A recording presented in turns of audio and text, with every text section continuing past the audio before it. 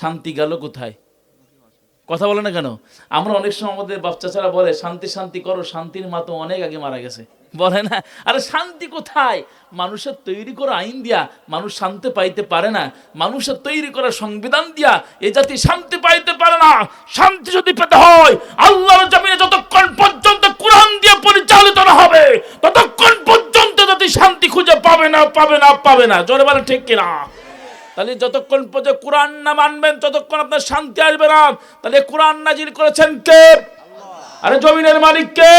আরে শান্তি দেওয়ার মালিক কে? আল্লাহর জমিন, আল্লাহর কোরআন দিয়ে চলবেন, আবার শান্তি খুঁজবেন, ও মরি যাবেন কিন্তু শান্তি আসবে না। কথা বলেন না কেন? আমার কথা বোঝা যায়? এটা সারা শব্দ দিয়ে। সম্মত ভাইরা আমার, তাহলে শান্তি যদি আনতে হয় আসতে হবে কার কাছে? সবাই বলেন। কোরআন ছাড়া কেউ শান্তি দিতে পারে? আমি একটা দৃষ্টান্ত দিয়ে আলোচনার দিকে চলে যাই। আলোচনা আপনাদেরকে শুনতে হবে, আশা করি ইনশাআল্লাহ ভালো ভালো লাগবে, লাগতেই হবে, কারণ কোরআনের আলোচনা কখনো খারাপ লাগতে পারে না। ধরেন আপনাদের এই মার্কেট বাহাদুরপুর বলেন, আপনাদের এলাকার যে সবচেয়ে বড় বাজার, এই বাজারের যিনি সবচেয়ে বড় দোকানদার ওনার নাম হচ্ছে খলিলুর রহমান। নাম কি? আমরা আলোচনা করতে জানি সারা শব্দ দেন, নাম হচ্ছে কি? খলিলুর রহমান। উনি চিন্তা করলো আমার এত বড় দোকান যদি পরিচালনা করতে হয় আমার একজন কর্মচারীর দরকার। উনি নিয়োগ দিলেন কর্মচারী। কর্মচারী ছিলেন এলাকার একটা ভালো ছেলে, নাম ছিল ইসলাম। নাম কি? আর দোকান মালিকের নাম আর কর্মচারীর নাম ইসলাম। কথা শুনেন। এখন ইসলাম বলল আমি বিকাশ ছেলে, গরিবের ছেলে, আমার চাকরি নাই, একটা চাকরি যদি হয় তা আমার খুব ভালোই হয়। এখন খলিল ভাইয়ের দোকানে ইসলাম চাকরি করছে, কর্মচারীর চাকরি। কিসের চাকরি? কর্মচারীর চাকরি। হঠাৎ করে ইসলাম চিন্তা করলো সারা জীবন খলিল ভাইয়ের গোলামি করলাম, এই 300 টাকা করে জনের দাম দেয়, এদিকে সংসার চলে, জীবনে কি এই চেয়ারে একটু বসতে পারবো না? উনি আস্তে আস্তে করে চিন্তা করলো খলিলের একটা মেয়ে আছে, নাম ছিল শান্তি। মেয়ের নাম কি? শান্তি। উনি মেয়ের সাথে সাইড লাইন মারছে। কি লাইন? এখন সাইড লাইন মারে না? মারে না? এখন খলিলের যে কর্মচারী ইসলাম, ওনার মেয়ে শান্তির সাথে সাইড লাইন মারিছে। কি লাইন মারিছে? সাইড লাইন মারার পর এই যে বগুড়ায় সবচেয়ে বড় যে পার্ক আছে, ওই পার্কে এখন শান্তি আর ইসলাম দেখা করতে গিয়েছে। যাওয়ার পরে খলিল সাহেবের এলাকার যারা মানুষ আছে, খরিদ্দার আছে, তারা বলল আল্লাহ, হচ্ছে কি?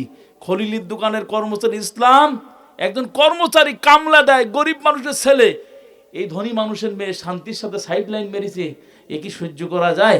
এখন সবাই এলাকাবাসী একজোট হয়ে খলিল সাহেবের সাথে বললো, ওই খলিল ভাই, এমন কর্মচারী দোকানে রাখলে ও দোকান কি থাকবে? তোমার মেয়ে শান্তির সাথে কিন্তু গল্প করছে। কথা বলেন না কেন? খলিল সাহেবের মাথা গরম না ঠান্ডা? হ্যাঁ, এত সাহস! আমার দোকানের কর্মচারী আমার মেয়ে শান্তির সাথে লাইন করে আমার সামনে আয়। খলিল সাহেব হাতে নিচে এক লাঠি, দিছে পিঠে বাড়ি। এখন বলেন তো, ইসলামের গায়ে যখন বাড়ি পড়ছে, ইসলাম খুব খুশি না বেজার? কথা বলে না, খুশি না বেজার? ইসলাম বলতে কি সর্বনাশ, আমার দোকানের মালিক আমার পিঠে বাড়ি মারছে, আমি ইসলাম, আমি যদি শান্তিতে না থাকতে পারি আমি খলিলকেও শান্তিতে রাখবো? উনি বলে, শান্তি, তোর বাবা আমারে মারছে, বেডিং খাতা গোসা, ঢাকায় চল, গার্মেন্টসে চাকরি করবো। এখন শান্তি আর ইসলাম দুইজন চলে গেল। চলে যাওয়ার পরে খলিল সাহেব বলছে, হায় আফসোস, আমার দোকানের কর্মচারী ইসলাম কই আর আমার মেয়ে শান্তি কই? কোথায় তারা? কোথায়? দুইজন যখন ঢাকায়, খলিল সাহেব কান্দার বলে, আল্লাহ, ইসলামও নেই, আমার বাড়ি শান্তিও নেই। সুতরাং আমি এই কথা আপনাদেরকে বলতে চাই, দীর্ঘ 16 বছর ক্ষমতার মসনদে যারা বসেছিল, অসংখ্য আলেমকে হত্যা করেছে, কোরআনের মাহফিল করে বন্ধ করেছে, আলেমদেরকে ধরে ধরে কারাগারের মধ্যে পড়েছে, আল্লামা সাঈদীর মতন বিশ্ববিখ্যাত আলেমকে ধর্ষণ মামলা দিয়ে কারাগারের মধ্যে যারা রেখেছিল। সুতরাং আল্লাহর জমিনে ইসলাম যদি না থাকে ওই জমিনে শান্তি থাকতে পারে না, যেখানে ইসলাম থাকে না ওই জায়গায় শান্তি থাকতে পারে না, পারে না, পারে না। তাহলে ইসলাম আছে যেখানে শান্তি আছে, তাহলে ইসলাম না থাকলে শান্তিও থাকে না। ওনার মেয়ে ইসলাম, ওনার কর্মচারী ইসলাম নেই, ওনার মেয়ে শান্তিও। ইসলাম যেখানে থাকে শান্তি সেই জায়গায় থাকে, ইসলাম যদি না থাকে শান্তিও থাকতে পারে। তাহলে আপনারা সব কথা বুঝতে পেরেছেন তো? মূল জায়গায় চলে যাচ্ছি। তাহলে ইসলাম, একমাত্র ইসলামই পারে এ জাতির ভাগ্যের পরিবর্তন ঘটাতে, ইসলাম পারে এ জাতির একমাত্র মুক্তির পথ দেখাতে। আল্লাহু আকবার বলে। সম্মানিত ভাইরা আমার, আলোচনার দিকে খেয়াল করেন। আল্লাহ বললেন, বান্দা শান্তির জন্য তোমরা পাগল হয়ে যাও, শান্তি খুঁজে পাও না রে বান্দা, শান্তি খুঁজে পাও না। শান্তি দেওয়ার মালিক তো দুনিয়ার কোন মানুষ নয়, শান্তি দেওয়ার মালিক কে? আর যারা বলেন মালিক কে? আমার আল্লাহ বললেন, গোলাম শান্তি শান্তি করতে করতে তোমরা পাগল হয়ে গিয়েছো। মানুষের তৈরি করা আইন দিয়া শান্তি আসতে পারে না, মানুষের তৈরি করা সংবিধান দিয়ে জাতি মুক্তি কখনো পাইতে পারে না। শান্তি যদি পেতে চাও শুধুমাত্র কেবলমাত্র আমি আল্লাহ ১৫০০ বছর আগে যে কোরআন নাজিল করেছি, এই কোরআন যতদিন পর্যন্ত না মানবে তোমাদের শান্তির দেখা পাবে না। যারা বলেন আল্লাহু আকবার, আর আল্লাহু আকবার। আমার আল্লাহ বললেন, ফামান তাবিআ হুদায়া ফালা খাউফুন আলাইহিম ওয়ালা হুম ইয়াহজানুন।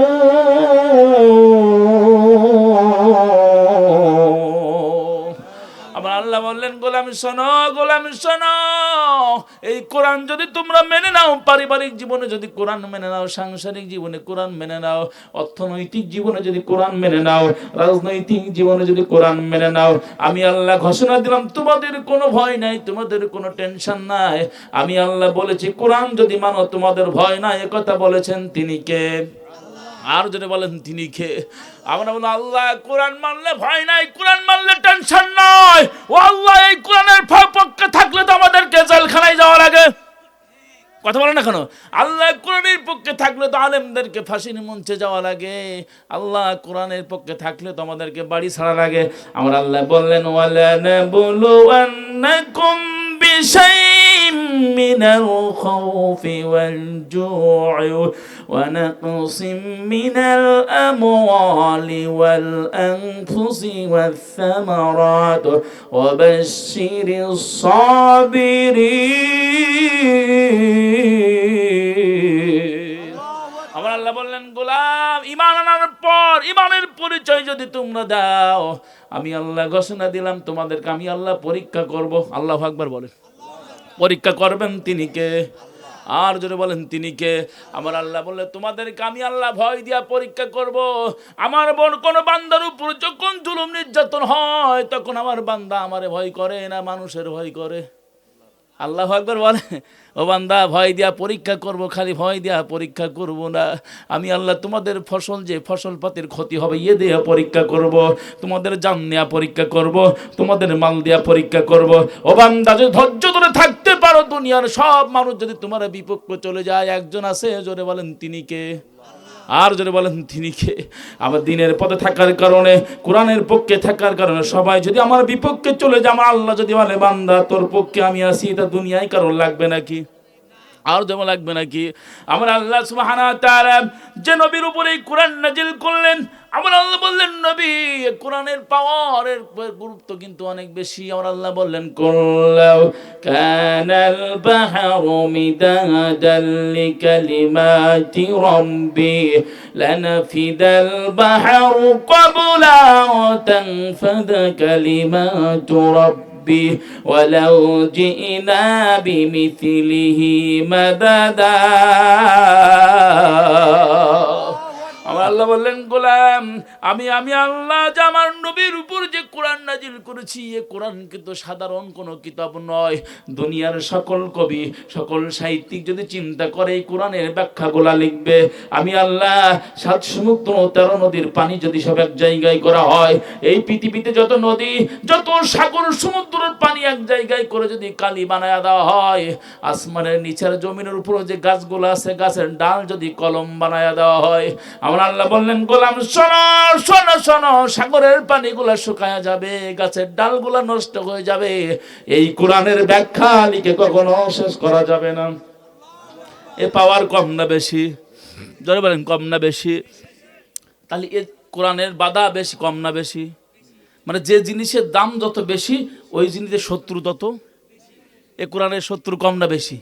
কোরআন হক কথা বলে মাহফিল বন্ধ হয় কম না বেশি? কোরআনের কথা বলে জেলখানায় যাওয়া লাগে কম না বেশি? কোরআনের পক্ষে কথা বললে ফাঁসির মঞ্চে যেতে হয় কম না বেশি? এই কোরআনের পক্ষে কথা বলার কারণে আল্লামা সাঈদীকে বিশ্ববিখ্যাত আলেমকে যার জন্য কাবাঘরের দরজা খুলে দেওয়া হয়, যে মানুষের কথা শুনে হাজার হাজার মুসলিম ইসলাম গ্রহণ করে, সেই কোরআনের পাখিকে দীর্ঘ 13 বছর কারাগারে রাখলো যারা, বাংলার জমিনে বিচার হবে কেউ ঠেকাতে পারবে না, পারবে না, পারবে না। সুতরাং একটা কথা আমাদেরকে মনে রাখতে হবে, এই কোরআন নিয়ে আমরা বাঁচতে চাই, এই কোরআন নিয়ে মরতে চাই। এই কোরআনের জন্য ময়দানে আমাদেরকে যদি ডাক আসে, মাথায় কাফনের কাপড় বেঁধে রাজপথে নামতে কাজ করা, দুহাত তুলে আল্লাহকে দেখান তারা তারা।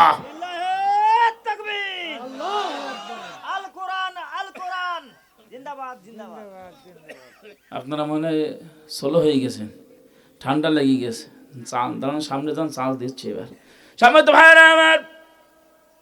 এ কোরআন নাজিল হলো যে নবীর উপরে, আমার নবীর কোনো দোষ ছিল? কথা বলেন না কেন? আহারে, যে নবী গোটা পৃথিবীর মানুষের জন্য রহমত বানাইছেন তিনি কে? যে নবীর চরিত্র সার্টিফিকেট দিয়েছেন কে? আল্লাহু আকবার বলেন, আল্লাহু আকবার। যে নবীর কোনো দোষ ছিল না, কোনো অপরাধ ছিল না, গোটা মানুষের জন্য আমার নবী ছিলেন একজন রহমত, সেই নবীকেও 3 বছর কারাগারের মধ্যে থাকতে হয়েছে। আল্লাহু আকবার বলেন।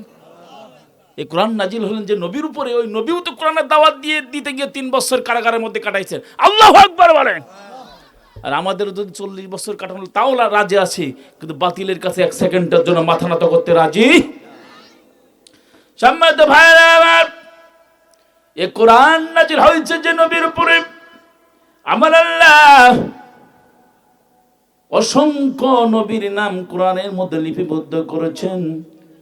আহারে, সব নবীর নাম ধরে ধরে আমার আল্লাহ ডাক দিয়েছেন। আব্দুর রহমান, আমি যারা আপনাদেরকে ডাকছি আব্দুর রহমান, খলিলুর রহমান, আব্দুল আজিজ, আব্দুল্লাহ আলিম বলে নাম ধরে ধরে ডাক দিলাম। কিন্তু আমার আল্লাহ কোরআনের মধ্যে 25 জন নবীর নাম দিয়েছেন, সব নবীর নাম ধরে ধরে ডাক দিয়েছেন, কিন্তু শুধুমাত্র একমাত্র আমার নবী মুহাম্মদুর রাসূলুল্লাহ সাল্লাল্লাহু আলাইহি ওয়াসাল্লামের নাম ধরে আমার আল্লাহ কখনো ডাক দেয় নাই। ও নবীর দাম কম না বেশি? আরে যে নবী জান্নাতের মধ্যে না গেলে